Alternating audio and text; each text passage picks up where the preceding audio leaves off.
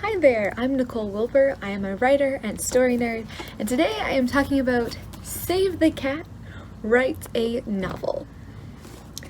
So, I have to be honest, my goal for the next little bit is to purchase a few different craft books, read them, try them out, and bring them on here to tell you what I think and to try to just improve my overall knowledge of the writing craft.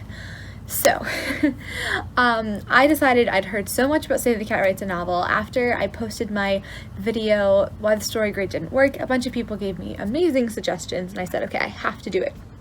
I was very skeptical to do it, however, because I tried Save the Cat before, but I'd bought the wrong one. I'd bought Save the Cat Goes to the Movies, and this book is meant as a companion to the original Save the Cat by Blake Snyder, which is basically a plotting method, a plotting structure book.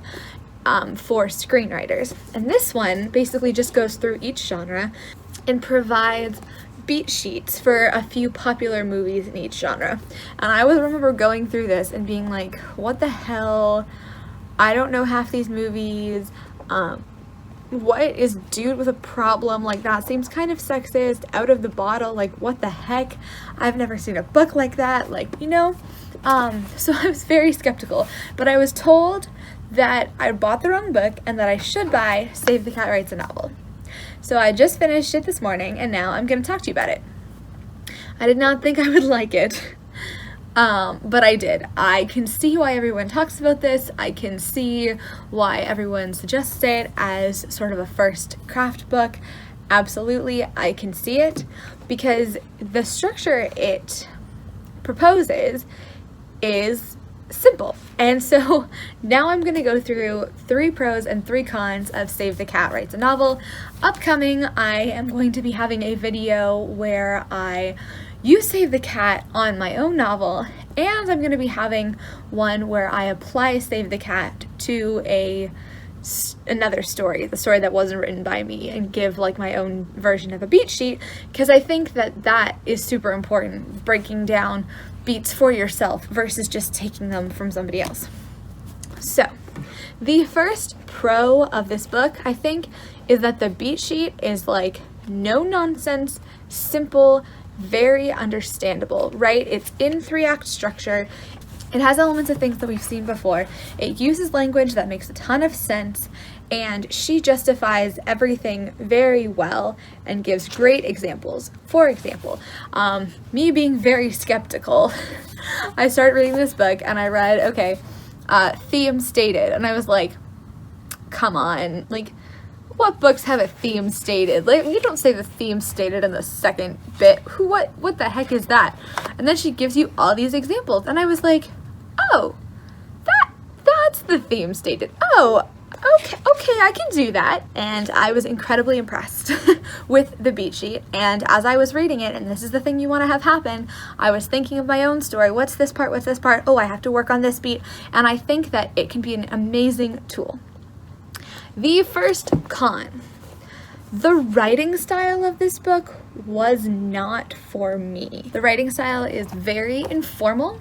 It's very chatty, and honestly, it feels at times a little over the top, like, congratulations, now it's time to knock it all down. Wow, that's a lot of work to do. And it does that thing where she like infers what the majority of the readers will be feeling. Here, she at the very end, she says this, so how are you feeling, ? If your answer is a little bit freaked out, to be honest, don't worry. Like, some people will love this. Some people will read this book. They will love the writing style, that chatty, informal style with all of the little, there's no fourth wall at all, but with all of the, like, little interjections and the don't worry, you got this, just wait till chapter 2 or whatever it is. People will absolutely adore it. And if you like it, if it's helpful for you, if it feels like a great big warm welcoming hug and makes it less scary, absolutely. It just annoyed me. And it had nothing to do with the quality of the book. The information is great. The writing style was not for me. I honestly had to skip chunks of it because it was driving me insane. like the first chapter, why do we care?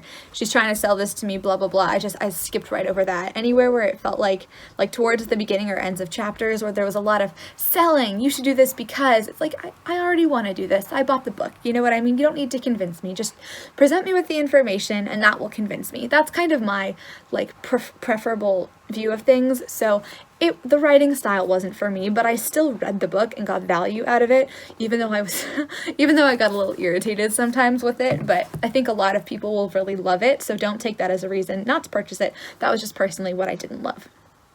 The next thing that I think is great about this book, as opposed to the other sort of plotting type methods that I've used. So I've used The Writer's Journey by Christopher Vogler, I've used The Anatomy of Story by John Truby, and I've used The Story Grid by Sean Coyne. Now, The Anatomy of Story does have a lot of examples. The other two really don't have a ton of examples from books. The Anatomy of Story all has examples from movies. Save the Cat Writes a Novel has a ton of examples from books, and I would read the examples in here and I was like, wow, like I'm familiar with a huge chunk of these stories. Like I think she had a huge variety.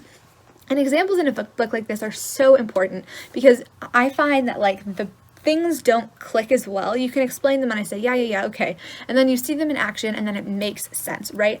And I feel like it's very hard for those things to click if you haven't read the story or seen the show or whatever it is. So when she's giving so many examples, like she talks about The White Queen by Philippa Gregory, The Princess Diaries, 11 Birthdays, like Harry Potter, The Hunger Games a lot comes in, like Sophie Kinsella, like tons of that, Devil Wears Prada, like all of these. There are other ones too, but she includes all of this like chick lit, like the girly books that I love in this to explain the different genres and as examples. The Help is one of them, and I'm like, oh my god, this is, you know, it's the first time that I'm seeing examples, a ton of examples from books that I've actually read. So it was so helpful to go through and be like, yeah, I remember in this book, blah, blah, blah. And I loved the huge variety of examples that she gave, and they were all from books, which I think is so important. She wasn't looking at the movie adaptations, she was looking at the books, and that's the first book that I've read that does beat sheets and like does examples for books. Even the StoryGrid podcast, StoryGrid Editors Roundtable podcast, which I love, they focus on movies and TV shows because those are so much easier to plot out than books. It takes an hour and a half to watch those, whereas books takes, you know, a few hours, and then you have to go through and plot things and write things out.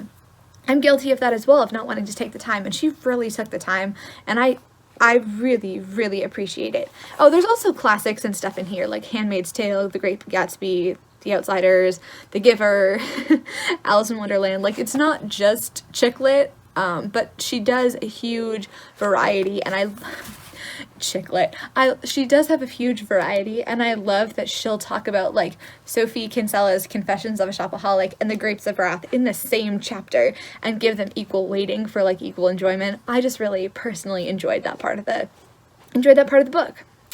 The next pro, I'm going to give a pro here. I'm going to do another pro. I'm going to reverse my order for a second. Is how they do genre. I think the way they approach genre is really interesting, because rather than put it as your typical genres that you would see in the bookstore or whatever, they call them Not Your Mother's genres, and the genres are really based around like the internal character journey. So when the genres are things like Why Done It, it's kind of around like characters looking for the truth. They call one that's like, there's good ones, like the superhero story genre isn't necessarily a superhero story, but it's about a character who's kind of selected as a chosen one and like grappling with the difficulty of being that chosen person. They really focus on that internal journey from the character, which I think is brilliant. I think that's an excellent way to boil down the genres. I really appreciated it in this book. The next con is the genres, because the names drive me insane. Mostly just because of the cutesy names, which I'm not a huge fan of. I think it's difficult to remember. Maybe if I read it more and more, then it will make more sense to me, like what I'll be able to remember better what the different genres mean. But they just seem a little, what's the word? They're catchy to make them memorable, but like to me, I don't see superhero and automatically know what the story is. Whereas, now I'm going to put a disclaimer here, the story grid genres are very different, they have a different purpose, they're structured very differently. But their stories, like action or performance or horror or whatever, which are your typical genres that you like know, I feel like I understand immediately. Even something like maturation or disillusionment, I got that from story grid. For these ones, it's like, what? Out of the bottle? What the hell? There's a certain type of story that I'm trying to place right now in my head into this Save the Cat Writes a Novel. In the story grid world, it's a performance story. It's where the character is like Rocky or that other football one. Basically, the person is, trying to win the game. They want to do well. They're put on the best play ever, or win the award, win the science fair competition, whatever it is, and that's kind of their external goal, is to do that. Now in Save the Cat, again, these are based on kind of the character's internal journey, so I think it can go in any one of those categories. So I'm trying to kind of do a transplantation in my head over here, and it's not bad. I'm sure that there is one that fits. But yeah, if anybody has any ideas, if you are familiar with Save the Cat, what a show like Rocky or that other one, I will put the thing on the screen because I've never actually seen Rocky, but I've seen the other one, and I always say Rocky even though I mean the other one. Anyways, if you know what kind of thing that would be in Save the Cat, like let me know, because I've been thinking, I'm like, could it be a dude with a problem? Could it be a full triumphant, like victory of the underdog? Could it be a golden fleece, even though they're not really going on a journey, they're going after a prize, It's one of those things where even with story grid genre, right, there's a lot of ambiguity, and I don't think you're ever going to not get ambiguity in genre, so that's just something to keep in mind. It's not necessarily a con. Okay, and then the last pro is that as opposed to the story grid, which again is something that I like, but I love how closely this talks about character. It's a little bit of, it's like anatomy of story, a bit simplified with a bit more structure for more of a beginner, and it delves really well into character and encourages you to focus on character and build your story around your character. And I think that anyone who's just starting out of writing, that thing of connecting the character arc to the plot and ensuring it's the right character for the plot and the right plot for the character, and that all of that growth things happen, is so important. So I love that this places a super big spotlight on character growth and how it's inherently connected to your structure and your plot. So in conclusion, I am yes another person who has been converted to Save the Cat.